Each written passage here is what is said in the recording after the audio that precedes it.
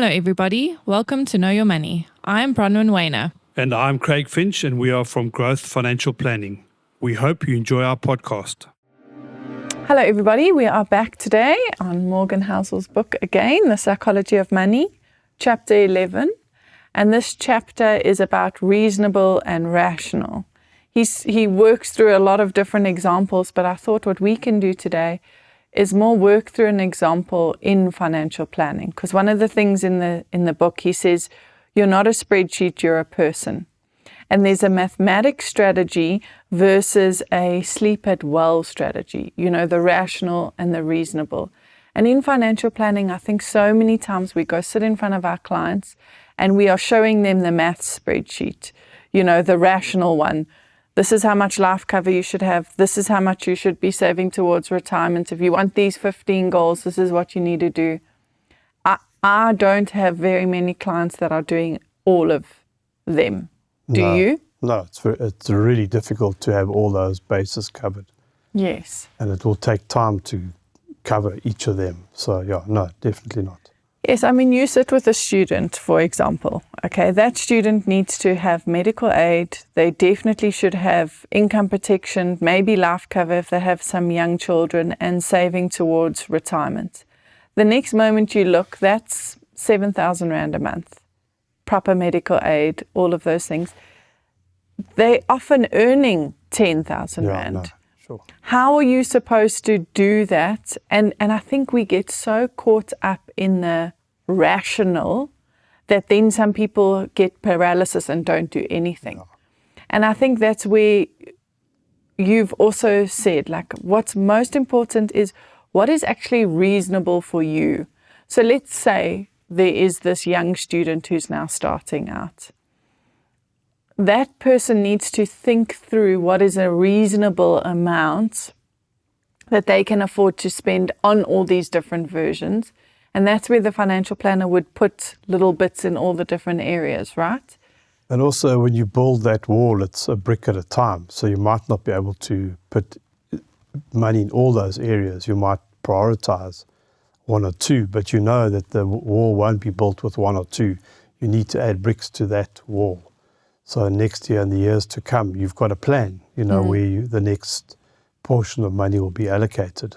100%. And I also think what happens is when we are doing retirement planning, for example, we're often sitting with a person that has a bond, has 2 kids in school, is paying off a car. So you go, okay, I need 35,000 Rand a month, because that's the version of you that's sitting there right now that needs those expenses. And then you sometimes focus on, okay, well, if I'm in retirement, I would need the same, but maybe you don't. And how do you plot what your reasonable life looks like? What would you say to someone that's retiring, how to look at it in a rational way and a reasonable way when it comes to the planning? But if you plan it, and so you plan your holidays within your retirement as well, and maybe you just need a proper, back to the spreadsheet, you need to look at a spreadsheet. What do I need in these areas? And do I need a overseas holiday every year? No, probably not, in fact. So can I have a holiday in South Africa in a resort and I can take a self-catering scenario? Yes, I can. So that'll be a lot less to worry about. So your initial plan might have had an international trip every year or every 2 years, and that's irrational. It's not possible. It's beyond what you can afford, and then you might be paralyzed. Oh, I can't go on holiday. No, you can go on other holidays. Yes. So you need to look at how else you can fit the cloth, to suit whatever you can afford in the future. And that's the thing, and that's where I think the teething process should be so important, is getting into that sort of detail, because maybe right now what you are doing is going on an overseas holiday every single year because your kids are young and it's, that's the life that you're living. But at that stage, it might not be that same life. Yes, things might change, but I think it's just about really trying to spend the time figuring out what is reasonable for you. And I know when I do financial planning, and I think it's the same with you, we often try and start at having a conversation of what is your budget? We'll explain the different versions of you. So the one that needs medical aid, the one that needs life insurance, retirement savings.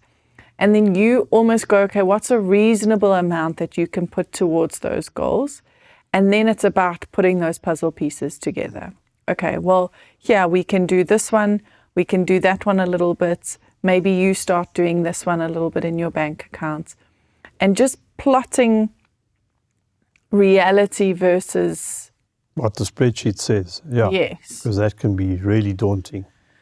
And the goal is to get to the spreadsheet, but it's not always achievable straight away. Yeah. It takes testing, it takes adjusting, it takes looking at your budget, your this, your that, earning more, really trying to figure it out. But I think the essence is you should have a spreadsheet, but it shouldn't be your Bible. It should be your North Star in a way of where you're trying to get to. But understand that you don't win a Wimbledon by playing just one match in Wimbledon. No. You've got to win, you've got to lose, you've got to enter all these other different competitions until you get there, right? And also you need to keep looking at it. It's no good saying, well, I've done the spreadsheet once, I never have to do it again. You've got to go back to it. Does it apply to me now? No, it may not apply to me now. And how is it going to change over time? Okay, now I have got a salary increase, I have got a bit more money, so that one puzzle I couldn't get to, I can get to it now because there's a plan. So you've got to have this master plan that you go back to for ultimately getting to the end point, which may be in decades' time. I think what you always think, oh my word, I'll never get there, but boy, it comes quickly. Decades come quickly. Yeah. Just incredible how quickly it is. I mean, I can't believe that 40 years later now, 40 years ago I thought, gee, that's so long. But now, feels like I was 20. But now, 40 years ago. Sure. Well, I don't feel like I'm 20 when I get out of bed, but no, but you got to go back to the plan. As you say, the North Star, the master plan, and you got to have your guide with you and making sure that you bounce ideas off and see how does the plan look, how's it evolving, how's it changed, and it does change. It's not what you think it is from the beginning. It does change over time. But pay attention to it. That's what I say. It's important. Because often we think, money, and it's so a bit embarrassing, and oh my word, I'm not doing what I should have done. The plan that was put out to me all those many years ago, I'm not quite there.